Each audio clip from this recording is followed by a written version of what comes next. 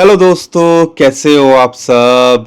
Bitcoin $80,000 को छूने की कगार पे आ गया है। तो कहीं ना कहीं एक उम्मीद जगने लगी है यार।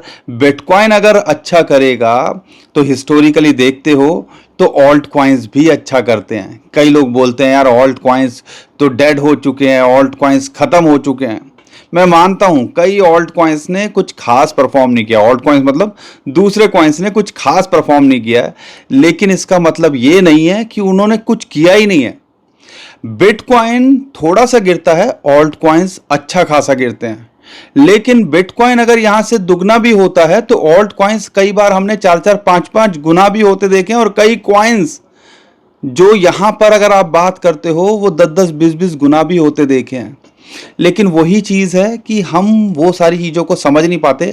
हमें लगता है यार हम 2017 में जी रहे हैं, हमें लगता है 2021 में जी रहे हैं, जब जो है कॉइन्स जो है 100-100 हज़ार-हज़ार गुना हो जाते थे। जब ज़माना चेंज हो रहा है, बिटकॉइन के अंदर रिटर्न की इंटेंसिटी चेंज हो रही है, तो हमें भी तो अपनी स्ट्रेटजी उसी हिसाब से चेंज करने की ज़रूरत है ना। लेकिन वो चीज़ अभी भी लोग 2017-2021 में अटके हुए हैं और इसको सोच रहे हैं कि यार हमारी सिर्फ ये किस्मत चेंज कर देगा।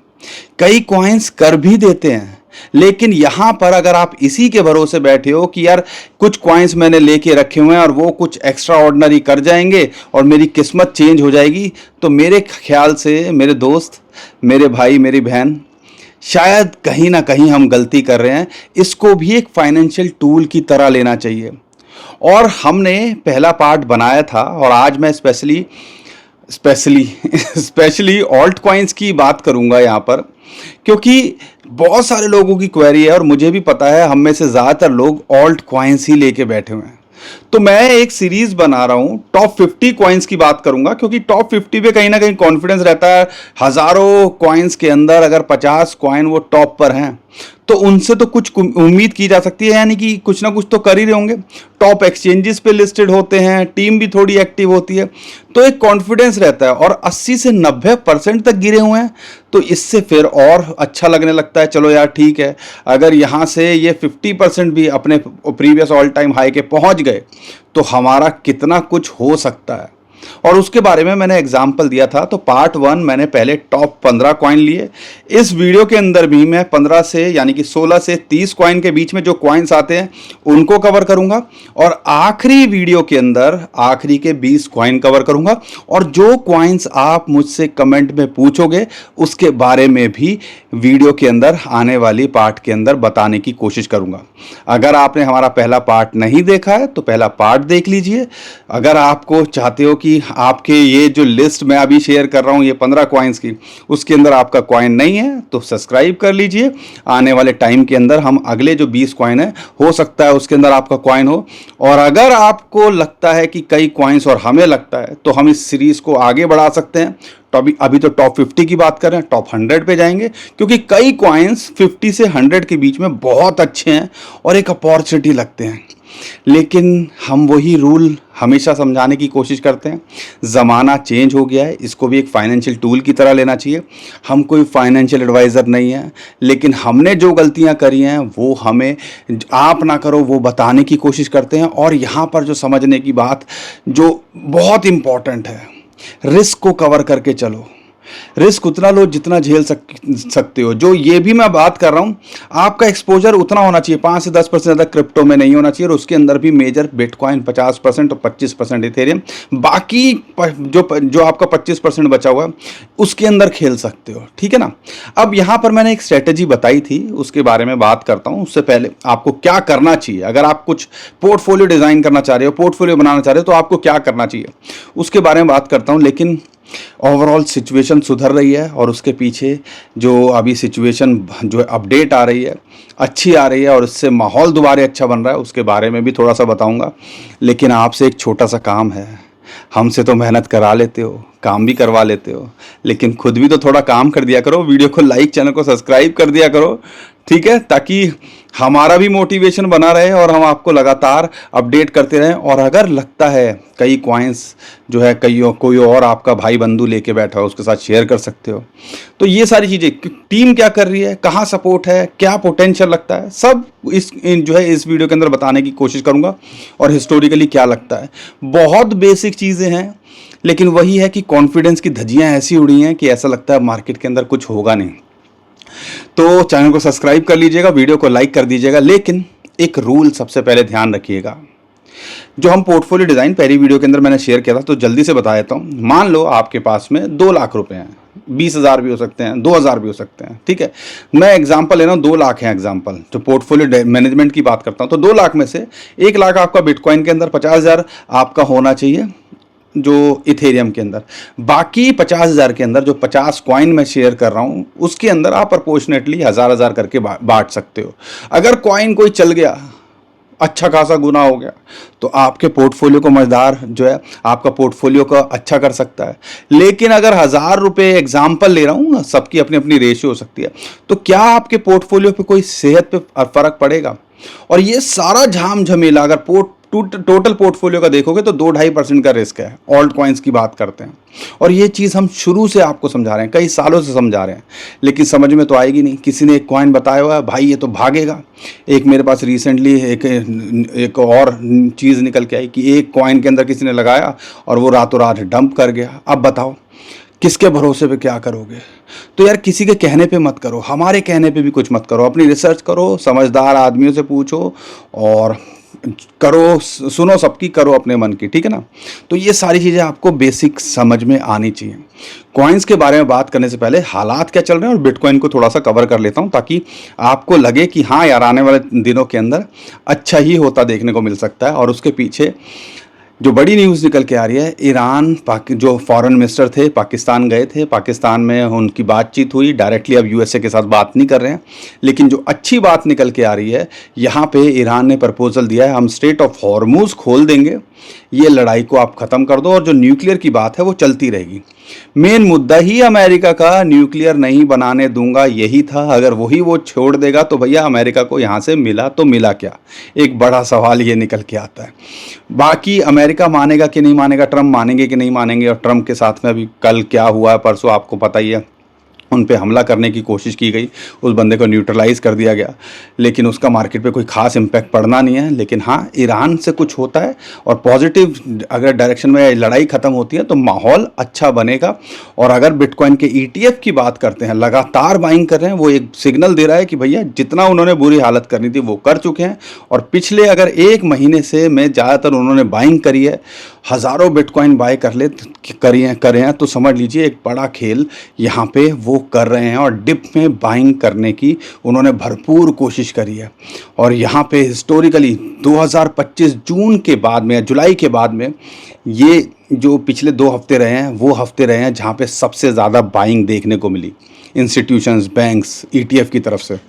तो डाटा कहीं ना कहीं बता रहा है कि हाँ यार, अब ये इस लेवल को सोच रहे हैं कि हाँ एक बड़ा अच्छा लेवल है। तो ये सारी चीज़ें हमें देखनी है, यानी कि अब उम्मीद कर सकते हो कि माहौल चेंज हो रहा है और एक रिवर्सल बिटकॉइन के अंदर देख सकते हैं। लेकिन बिटकॉइन को लेके $80,000 पे एक टेक्निकल रेजिस्टेंस है, जिसके बारे में मैंने पहले भी आपके साथ में यहाँ शेयर किया था।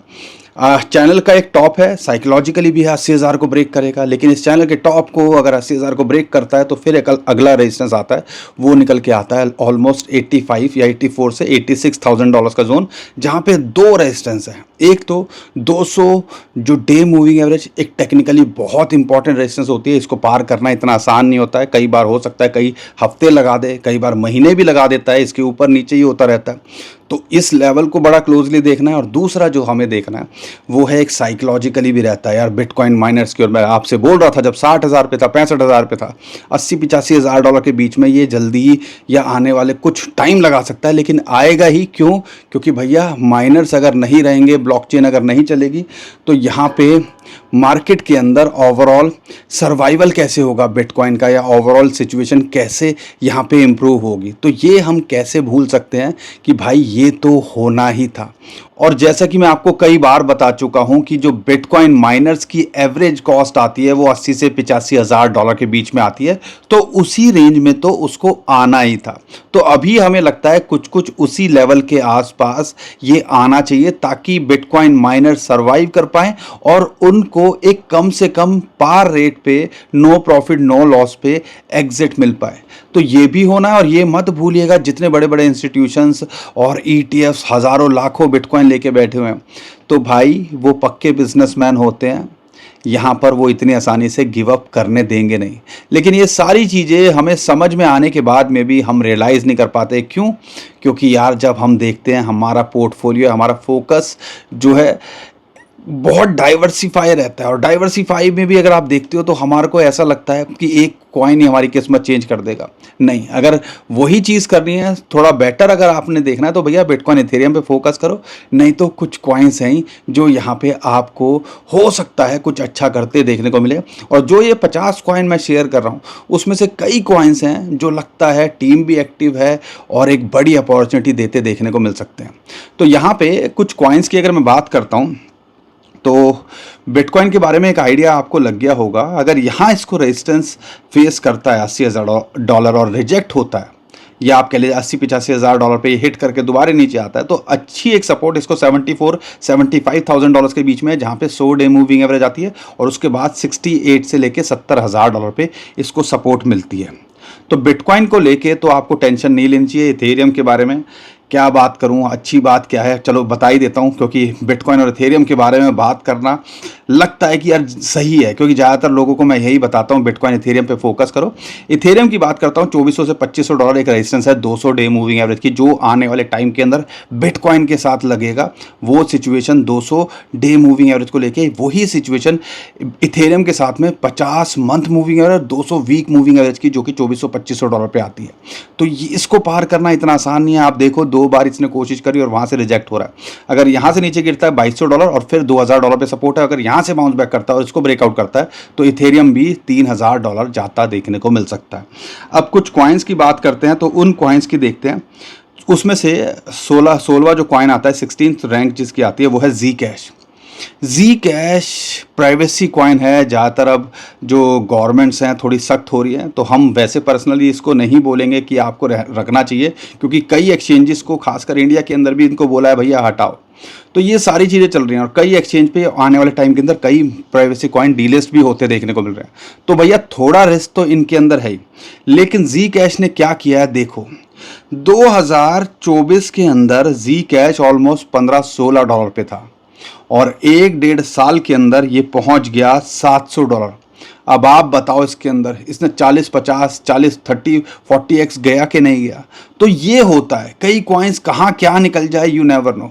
और वही चीज़ कहता हूँ कि वो पूरा का पूरा एक कॉइन पोर्टफोलियो संभाल लेगा, लेकिन वो चीज़ के लिए आपको डाइवर्सिफिकेशन करनी पड़ेगी, क्योंकि आप कोई भविष्यवक्ता नहीं हो। हम कोई जो यहाँ पर भविष्यवाणी नहीं कर रहे हैं, ठीक है।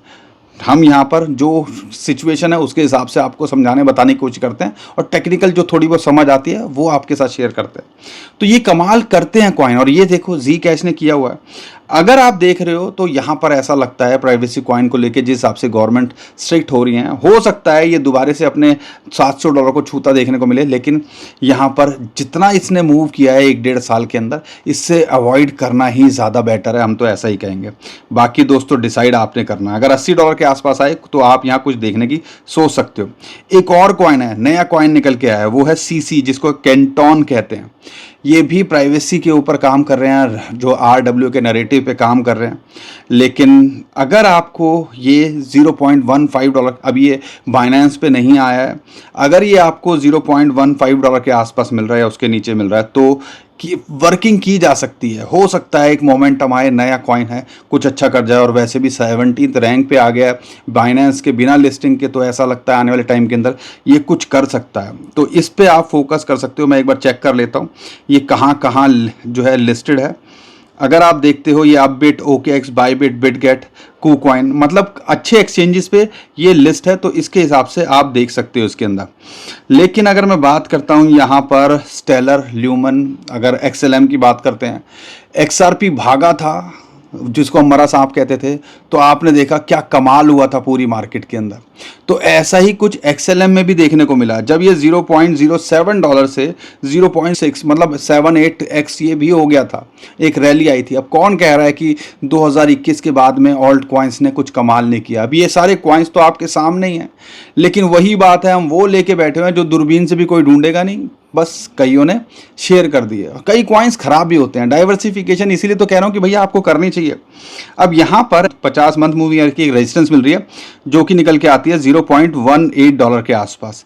रिस्क लिया जा सकता है, लेकिन अगर परफेक्ट एंट्री देख रहे हो तो $0.01 के आसपास आए तो यहाँ पर आप फोकस कर सकते हो। हाँ, पोटेंशियल लगता है कि ये भी अपने जो रीसेंट हाई थे उसको छूने का जब माहौल बनेगा, तो ये भी अगर XRP अच्छा करेगा तो ये भी आपको अच्छा करता देखने को मिल सकता है। एक और कॉइन है मीम कोर। मीम कोर की बात करते हैं। लेयर 1 ब्लॉकचेन है, लेकिन हमें इतना कॉन्फिडेंस नहीं आ रहा है। शायद अभी ये बाइनेंस पे लिस्टेड नहीं है, इसलिए इसके अंदर एक अच्छा मोमेंटम है। एक बार हम इसको भी चेक कर लेते हैं। अगर मीम कोर की बात करते हैं, बाइनेंस अल्फ़ा पे है, लेकिन बाइनेंस पे वैसे लिस्टेड नहीं है, और शायद एक इसी वजह से इसके अंदर एक हाइप बन रही है, लेकिन कई एक्सचेंजेस पे लिस्टेड है। लेकिन जब ऐसी मोमेंटम आती है, बाइनेंस लिस्ट कर देगा तो फिर कुछ खास रहेगा नहीं, क्योंकि अगर आप देखते हो 0.027 से ये ऑलरेडी $3 के आसपास पहुंच गया, तो इसका ज़्यादातर जूस निकल चुका है। तो बेटर है इसको अवॉइड ही किया जाए। बाकी आप डिसाइड करो इसके अंदर क्या करना है। अगर मैं बात करता हूँ यहाँ पे अगले कॉइन की, वो निकल के आता है लाइट कॉइन। लाइट कॉइन हमेशा ऐसा ही रहा है कि जब उसके अंदर शुरू में मोमेंटम तो आई थी, लेकिन यही है कि एक रेंज में रहा है। अगर पिछले 1-1.5 साल के अंदर या पिछले 2021 के बाद 22-23 में देखोगे, $50-40 पे आता है, फिर जो है $120-140-50 तक जाता है। तो इसके अंदर ये कहानी हो रखी है। तो अगर आप देख रहे हो एक एंट्री के आसपास है, 45-40 के आसपास लग रहा है, तो यहाँ पर एक अपॉर्चुनिटी लगती है। लेकिन इसके अंदर कोई एक्स्ट्रा ऑर्डिनरी ग्रोथ देख रहे हो तो भूल जाइए। लेकिन हाँ, 85 से लेके ये भी $100 के पार जाने का पोटेंशियल रखता है अगर आप देखते हो इसको। अगर मैं बात करता हूँ वही चीज़ सुई को लेके, और यहाँ पर लाइट कॉइन के बाद एच बार आ गया। एच बार की रैंक देख लेते हैं। हाई हेड्रा जिसको कहते हैं, ठीक है ना, तो 24th इसकी रैंक है। और अगर इसको देखते हो तो यहाँ पे 50 मंथ मूविंग एवरेज की एक रेजिस्टेंस है $0.1512 के आसपास। एंट्री के लिए देख रहे हो, अभी एंट्री नहीं बनती है। अगर ये 0.06 यानी कि 6 सेंट के आसपास आए तो कुछ करो, या फिर एक बढ़िया एंट्री $0.05 के आसपास 5 सेंट पे आए तो यहाँ पे आपको इसके ऊपर फोकस करना चाहिए, नहीं तो अवॉइड करो तो ज़्यादा बेटर है। सुई को लेके लगता है कॉन्फिडेंस, टीम एक्टिव है। बड़े बड़े जब हम इवेंट्स में जाते हैं तो ये कुछ करते हुए देखने को मिलते हैं। तो यहाँ पे सुई फेस्ट पता नहीं बहुत सारी चीज़ें करते हैं, और जिस हिसाब से माहौल बना था तो वो हमें देखने को मिला ही। लेकिन अगर आप सुई के अंदर देख रहे हो, $5 ये हाई लगा के आ चुका है, अभी $1 के नीचे चल रहा है। फोकस किया जा सकता है $0.8 या $0.9, और एक बढ़िया एंट्री 0.5 आधे डॉलर के आसपास आ जाए तो यहाँ सुई के अंदर भी देखी जा सकती है। लॉन्ग टर्म में देख रहे हो तो हमें लगता है यार ये कुछ ना कुछ तो कर ही जाएगा। अगर मैं बात करता हूँ शिबा इनू की, Dogecoin, Shiba, meme coin, अब यार इनके अंदर कुछ खास करने को है नहीं, लेकिन मीम कॉइन की बात करता हूँ, शिबा इनू की बात करता हूँ। यहाँ पे आता है 0.0000500, समझ जाइएगा 500 बोल रहा हूँ तो ये एक सपोर्ट जोन है। यहाँ पे एक रिस्क लिया जा सकता है अगर मीम कॉइन के फैन हो आप, लेकिन आपको देखना पड़ेगा थोड़ा लॉन्ग टर्म के लिए। यहाँ पे जब ये 0.05 जाके कई बार यहाँ से अच्छा खासा करा है, और अगर मैं कह रहा हूँ यहाँ से 20-25% भी अगर चला गया तो या समझ लिए 2-3 गुना यहाँ होता देखने को मिल सकता है। 0.05 पे है, 0.000000 इसके तो 0.000005 पे है, और 0.000011 और फिर 0. ये मतलब 2500 तक जाने का पोटेंशियल ये भी रखता है, यानी कि 4-5 गुना हो सकता है अगर माहौल बना। लेकिन एक रिस्क है। मीम कॉइन से बेटर है कि जो यूज़ केस हैं उन पे आप फोकस करो, वो ज़्यादा पोटेंशियल रखते हैं। अब इसके अंदर कैटेगरी के अंदर सुई हो गया, कई इसके अंदर डॉलर्स हैं तो इस पर हमने उसको कवर किया नहीं है। डॉलर को क्या कवर करेंगे, जैसे वर्ल्ड लिबर्टी USD है, डाई हो गया, यहाँ पे एथीना USDE हो गया, तो इनको हमने पेपाल USD हो गया, तो उनको छोड़ दिया है। अगर उसके अलावा बात करते हैं तो हमारे पास अगला कॉइन आता है टोन। जब आपको पता है टैप टू प्ले का टैप टू अर्न वाले ये कॉन्सेप्ट चला था, टॉन अच्छा खासा भागा था, एक यूज़ केस निकल के आया था, लेकिन फिलहाल देखते हैं ये भी डिसपॉइंट किया। $60 से आज $1 के आसपास है गया। तो एक तो इसके अंदर आप देख सकते हो कि भैया रिस्क तो है ही जब इतना गिर चुका है तो, लेकिन यूज़ केस जो था, जो माहौल बना था, अब ऐसा नहीं लगता कि हमें वो वापस आएगा। लेकिन हाँ, ये भी $2 से $5 जाने का पोटेंशियल रखता है। जब माहौल बनेगा तो ये भी अच्छा करता देखने को मिल सकता है। बाकी अगर मैं आखिरी कॉइन की बात करता हूँ वो है CRO। अगर CRO की बात करते हैं, उसको देखते हो तो ऑलमोस्ट $0.06 के आसपास इसको लगातार सपोर्ट मिल रही है। एंट्री देखी जा सकती है, बट अगर आप देख रहे हो तो बेस्ट एंट्री जो इसकी मिलती है 0.05 यानी कि 5 सेंट के आसपास आए तो फोकस करो। बाकी लॉन्ग टर्म में हम इसको एडवाइस नहीं करते हैं। अगर इन कॉइन्स के अंदर अगर आप देख ही रहे हो तो यहाँ पे सुई अच्छा कर सकता है, टॉन के अंदर भी कुछ हो सकता है क्योंकि यूज केस है। शीबा इनू चलो मीम कॉइन का देख रहे हो तो आप इसके अंदर कर सकते हो। अगर लाइट कॉइन रेंज बाउंड देखते हो तो ये भी एक ऑल्टरनेटिव बोला जाता है। एवेक्स भी देखा जा सकता है, एवेक्स रह गया है, एवेक्स को हमने शायद कवर नहीं किया, मैं आपको बता दूं। एवेक्स $7 के आसपास अगर मिल रहा है तो फोकस किया जा सकता है। यहाँ पे अच्छा खासा ये मोमेंटम, मतलब ये बॉटम की तरह ही है अगर पिछले 5-4 साल से देखते हैं। अगर यहाँ से बाउंस बैक करता है तो ये भी पोटेंशियल रखता है $14 से $22-28 जाने का। तो जब माहौल बनेगा तो ये भी अच्छा करता देखने को मिल सकता है। एवेक्स पे भी फोकस किया जा सकता है। अगर मैं और कुछ की बात करता हूँ कॉइन्स की, किस किस पे फोकस किया जा सकता है, तो यहाँ पर XLM देख सकते हो। बाकी Zcash और CC का मैंने बताया ही है कि क्या हो सकता है, तो उसके हिसाब से आप यहाँ अपनी स्ट्रेटजी प्लान कर सकते हो। बाकी दोस्तों ओवरऑल देखते हैं, कॉइन्स तो बहुत कुछ हैं, डाइवर्सिफिकेशन वो करना, क्योंकि कई कॉइन भाग जाता तो फिर हमें लगता है, मुझे भी कई बार लगता है कि यार मैं उसी कॉइन को ले लूँ, क्यों फालतू का इधर उधर किसी कॉइन में भटक रहा हूँ, सारा का सारा पोर्टफोलियो लगा दूँ। जैसा अभी कई लोगों के साथ Zcash में हुआ था, हर कोई सोच रहा है Zcash, जैसे पहले BCH में हुआ था। बहुत सारे कॉइन्स में ऐसा होता है कि फिर लगता है, फिर हम जैसे लोग जाके जो है टॉप पे फंसते हैं, और फिर जब एग्जिट नहीं मिल पाती है तो सारा का सारा पूरी क्रिप्टो करेंसी मार्केट को कोसना शुरू कर देते हैं। ये बहुत लोगों के साथ होता है। इसीलिए बेसिक चीज़ है कि रिस्क उतना लो जितना झेल सको, ख़त्म भी हो जाए तो कोई सेहत पे असर ना पड़े। क्रिप्टो करेंसी अगर आपका 5 से 10% का पोर्टफोलियो है तो आपकी सेहत पे असर पड़ेगा, लेकिन सब कुछ आप यहाँ लगा दोगे, उधार लेके यहाँ लगा दोगे, तो भैया फिर तो आपने खुद ही इन्विटेशन दे दिया ना कि आ मुसीबत या आ बैल मुझे मार। तो ये थोड़ी समझदारी दिखानी है। लेकिन मुझे ये लगता है अगर आप लॉन्ग टर्म के हिसाब से फोकस कर रहे हो तो यहाँ पे कई कॉइन्स हैं जो पोटेंशियल रखते हैं, और बाकी के जो कॉइन्स हैं जो हम में से कई लोग बेसब्री से इंतज़ार कर रहे हैं, तो मुझे लगता है उनके बारे में आगे मैं कवर करूँगा ही। बने रहिए ताकि हम सारी चीज़ें आपको अप टू डेट रखने की कोशिश करते रहें। पार्ट 3 जल्दी आएगा, अगर आपने पार्ट 1 नहीं देखा है उसको भी देख लीजिएगा। बाकी जो भी है यार, हम तो यहाँ आपके साथ बने हुए हैं। उम्मीद करता हूँ कंटेंट अच्छा लगा होगा। कंटेंट अच्छा लगा है, वीडियो पसंद आई है तो वीडियो को लाइक शेयर कीजिएगा। ट्विटर टेलीग्राम को हमारे फॉलो कर लीजिएगा, नीचे डिस्क्रिप्शन में उसका भी लिंक दे दिया है। और मुस्कुराते रहिए, घबराइए मत, परेशान मत होइए, कमाते रहिए। आपका दोस्त पंकज। थैंक यू, नमस्कार, धन्यवाद।